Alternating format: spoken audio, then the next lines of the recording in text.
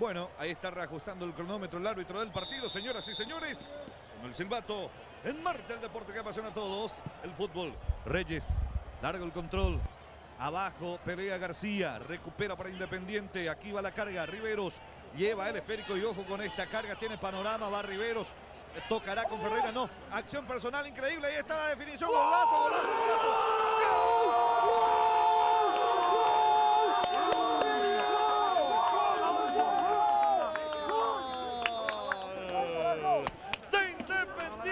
Señoras y señores, pero qué magistral acción de parte del jugador Riveros, que celebra justamente mirando hacia el cielo.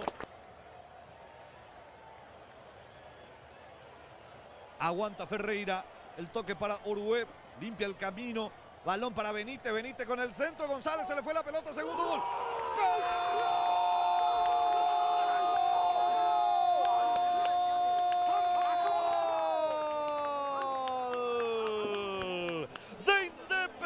Independiente, señoras y señores, aquí apareció Marcelo Ferreira, el número 7, para empujar esa pelota.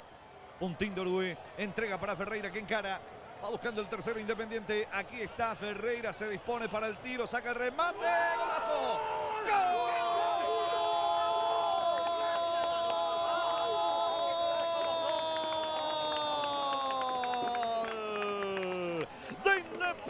Independiente, señoras y señores, pero qué golazo se mandó Marcelo Ferreira, que se acomodó, se perfiló, sacó de zurda el remate.